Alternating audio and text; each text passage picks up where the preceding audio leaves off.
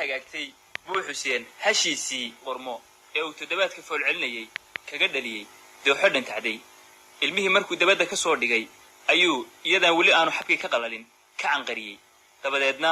doobi ayuu ka buuxiyay dambarkeedii wuxuu ugu qayla dhaamiyay labadii kurey ee geela la jiray faarax iyo faandhe halkaas intay soo digis yidhaahdeen isla soo taageen caanihii markay hoobsadeen ayuu geeli u diray isaguna geed hasha agteedii ahayd madax iyo manjaha maray haddii wax yar hurday ayuu gurdan ku kacay wuxuu arkay hashii oo sii daba rabaasaysa gabadh wuu kala daba qaatay xaab ayuu ka soo qaadi waayay halkaas ayuu wuxuu ku soo noqday ilmihii oo kaga cabaadiyey saas ayay uga soo hadhay gabadhay eryoonaysay qormo gabadhaasi waxay ahayd mid daal dacas iyo diihal ka muuqday oo reerkoodii oo guuray intay baadidoon tagtay ka ambatay gabadhii wuu waraystay waxay noqotay wiil la odhan jiray Cawaale oo in badan ay isu geli jiray ahaayeen wehela ahaan jireen walaashii gabadhaas oo la yiraahdo Cambaro gabadhaasi waxay u sheegtay in intii ay kala maqnaayeen Cawaale uu guursaday isla markaas waxay wax uga taataabatay arooskiisu sidii uu dhacay iyo qaayihii uu lahaa wuxuu yiri Xuseen meesha haddaan joogo sidaa way ka soo qurux badnaan lahayd waxay kaloo ku dartay inay Cawaale seediyadii iyo sudagii u soo yara doonteen iyadoo haddaba uga sheekeynaysa siyaabihii loo sooriyay ayuu wuxuu arkay Xuseen nin soo murmurle cabaar hadduu fiirinayay ayuu wuxuu yiri Cambaro waxaan arkaa Cawaale ay tirimee uu yiri waa ka meegaaga ku soo aadan in yar dabadeedna waxa isla soo taagay Cawaale waxa yaab iyo ama kaag la noqotay gabadhii uu raqdeed iyo ruuxeedaba ka qustay oo helkiisii la joogta halkaas ay labadii wiil ee inta badan kala maqnaa isku soo boodeen isla markiiba wuxuu u yeedhay Xuseen gabanadii geela la jiray oo yiri caano u soo lisa wiilka kan halkaas ayuu Cawaalana caana ka dhargiyay markaas waxay ahayd gabalgaab dabadeed waxa lagu dhaqaaqay geela ururintiisii in yar dabadeedna xeradii ayaa lagu soo shubay halkaas ayaa gabadhii waxa loo fiidadbay hal xilkasa labadii gaban iyo iyadiiba madax iyo manjaha mareen Xuseen iyo Cawaalana halkii bay ku sheekaysteen markaas uu yiri Cawaale war Xuseenow waadiga afarida yaqiin maad caawa wuxuuna maqashiisid intaanu geela u caweynayno Xuseen halkaas waxa uu ka yiri maxaa afar ila soo dhigay soonigii doob dilacsay dabadeedna gabay dheer oo geela ku saabsan ayuu halka ka maqashiyay isna wuxuu ugu jawaabay gabay geel haddaba caweysin dambe markii ay ahayd ayaa geeli loo godlay haruubkii ugu horreeyay buu Xuseen wuxuu doonay inuu u toosiyo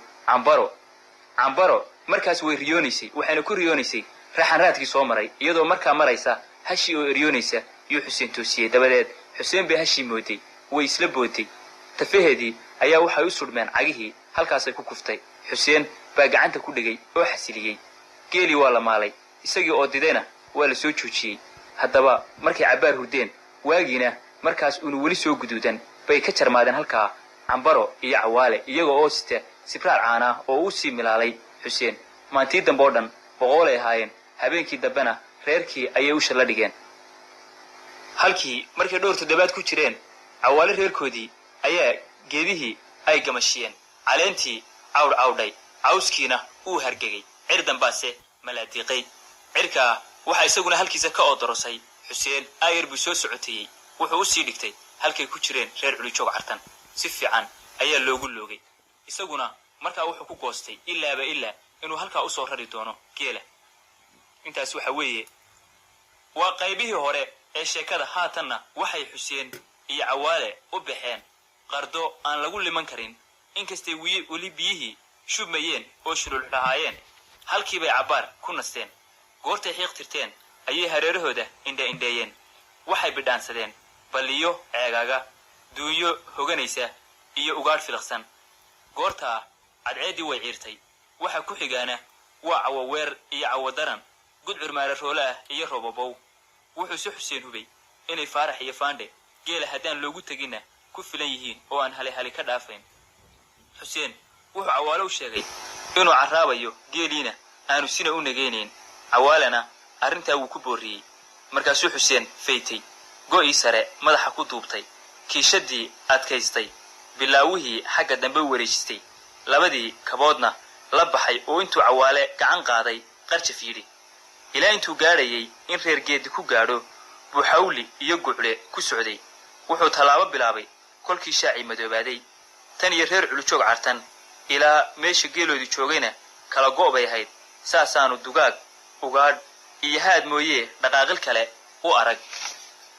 habeenkii markuu laba ahaa iyo xuseen geelii u sii dhigtay dabbaa golaha ka belelayay waxaana dul fadhiyey faandhe oo rakoocaya geelana raabsina ku dhaho sanqadhi kama baxayn xuseen wuxuu gartay inay faarax iyo faandhe isu qaybiyeen in ninba habeenka badh soo jeedo si aan coodka wad mooyee wadadacow aanu u arag inta agaasimihiisii ka maqan yahay arrintaana wuu ku diirsaday ootrogtii buu xuseen baarka ku dhegay oo barbar isaga weeciyey faandha markuu sanqadhii maqlay gudin xiiraysa oo dabka uu la dul fadhiyey la soo booday tii ayuu la solooshay xuseen goortaasuu dib u gurtay oo af labadii ku yeedhay war caaqayahow waa annagiiye hana dilin sidaa darteed buu faandhe qarqarka u sudhay birtuu adeerkii xuseen unuunka ku goyn gaadhay ayar buu xuseen yidhi war ma nabad qabtaan uu yidhi haa kow xuseen baa ku daray markaasuu faandhe raacshay geeluna ma baadiyaysan wax ragaadsan ma arkayn maantana uur muggii buu helay inkastuu aad u tiigtay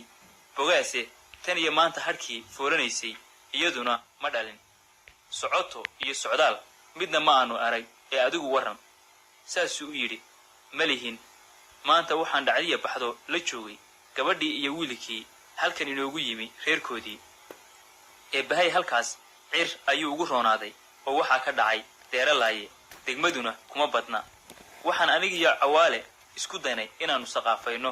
waannu sallimannay baadkii hore oo shanshamadoobaha ahaana waxaa qariyey daadaan kala go'ayn sidii nan kastoo dub xoolaad ku yaallaan ayaan ugu goostay inaynu meeshaas u guurno haatanna hashi yaynaynagu dhaline waan daallanahay oo ilmaha uma sii qaadi karayee faarax inoo toosi faandhe markiiba wuxuu toosiyey faarax xuseenna geelii buu oodii garab dhigay oo xasaskii ka xaadhay coodkii intay kulayadii dareerinayeen buu xuseen ka hirqaday gaawihii buuxay ee ay gabannadu cawaysinkii qotomiyeen bogaa oo horyaradkii ka soo jeeday geelii usha saareen barqa dheer iyo waxay sii ulaanba u kaadiyeen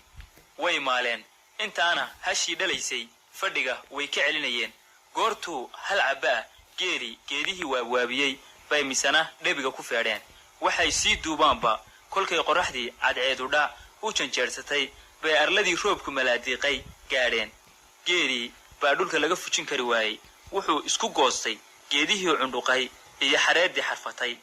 markaa reer culijoog wax saasa uma jirin oo haddii geed la fuulo bidhaantoodu way muuqan lahayd koortooduna waa la maqli lahaa haddii ay dabayl xigi lahaayeen